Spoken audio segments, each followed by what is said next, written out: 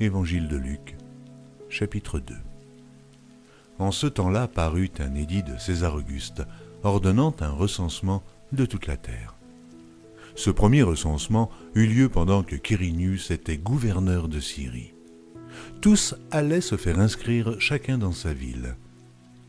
Joseph aussi monta de la Galilée, de la ville de Nazareth, pour se rendre en Judée, dans la ville de David, appelée Bethléem, parce qu'il était de la maison et de la famille de David, afin de se faire inscrire avec Marie, sa fiancée qui était enceinte.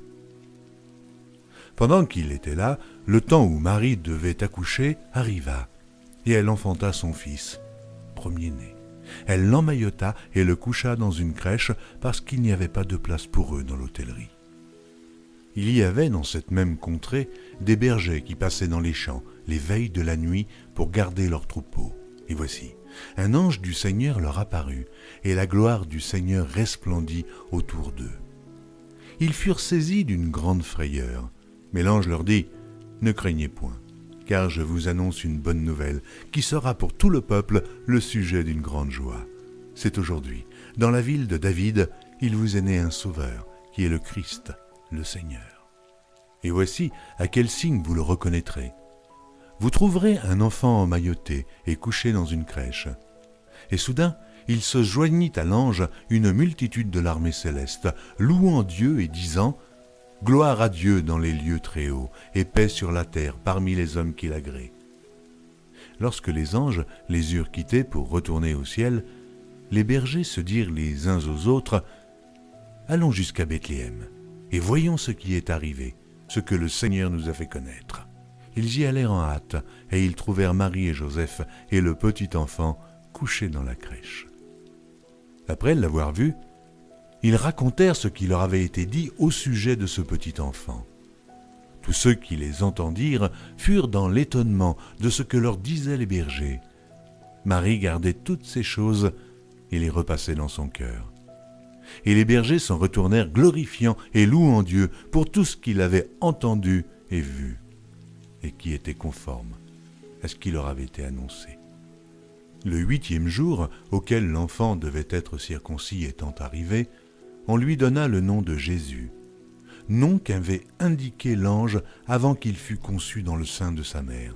Et, quand les jours de leur purification furent accomplis selon la loi de Moïse, Joseph et Marie le portèrent à Jérusalem pour le présenter au Seigneur, suivant ce qui est écrit dans la loi du Seigneur.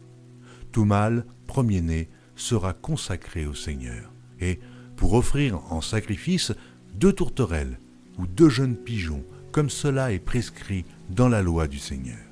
Et voici, il y avait à Jérusalem un homme appelé Siméon. Cet homme était juste et pieux, il attendait la consolation d'Israël, et l'Esprit Saint était sur lui. Il avait été divinement averti par le Saint-Esprit qu'il ne mourrait point avant d'avoir vu le Christ du Seigneur. Il vint au temple, poussé par l'Esprit, et, comme les parents apportaient le petit enfant Jésus pour accomplir à son égard ce qu'ordonnait la loi, il le reçut dans ses bras, bénit Dieu et dit « Maintenant, Seigneur, tu laisses ton serviteur s'en aller en paix, selon ta parole. Car mes yeux ont vu ton salut, salut que tu as préparé devant tous les peuples, lumière pour éclairer les nations et gloire d'Israël ton peuple. » Son père et sa mère étaient dans l'admiration des choses qu'on disait de lui. Siméon les bénit et dit à Marie, sa mère, « Voici, cet enfant est destiné à amener la chute et le relèvement de plusieurs en Israël, et à devenir un signe qui provoquera la contradiction. Et à toi-même, une épée te transpercera l'âme, afin que les pensées de beaucoup de cœurs soient dévoilées. » Il y avait aussi une prophétesse, Anne, fille de Phanuel, de la tribu d'Aser. Elle était fort avancée en âge, et elle avait vécu 7 ans avec son mari depuis sa virginité. Restée veuve et âgée de 84 ans, elle ne quittait pas le temple, et elle servait Dieu nuit et jour dans le jeûne et la prière. Étant survenue, elle aussi à cette même heure, elle louait Dieu, et elle parlait de Jésus à tous ceux qui attendaient la délivrance de Jérusalem. Lorsqu'ils eurent accompli tout ce qu'ordonnait la loi du Seigneur, Joseph et Marie retournèrent en Galilée, à Nazareth, leur ville. Or l'enfant croissait et se fortifiait, il était rempli de sagesse, et la grâce de Dieu était sur lui. Les parents de Jésus allaient chaque année à Jérusalem, à la fête de Pâques. Lorsqu'il fut âgé de 12 ans, ils y montèrent selon la coutume de la fête. Puis, quand les jours furent écoulés et qu'ils s'en retournèrent, l'enfant Jésus resta à Jérusalem. Son père et sa mère ne s'en aperçurent pas. Croyant qu'il était avec leurs compagnons de voyage, ils firent une journée de chemin et ils le cherchèrent parmi leurs parents et leurs connaissances. Mais, ne l'ayant pas trouvé, ils retournèrent à Jérusalem pour le chercher. Au bout de 3 jours, ils le trouvèrent dans le temple, assis au milieu des docteurs, les écoutant et les interrogeant. Tous ceux qui l'entendaient étaient frappés de son intelligence et de ses réponses. Quand ses parents le virent, ils furent saisis d'étonnement, et sa mère lui dit : « Mon enfant, pourquoi as-tu agi de la sorte avec nous ? Voici, ton père et moi, nous te cherchions avec angoisse. » Il leur dit : « Pourquoi me cherchiez-vous ?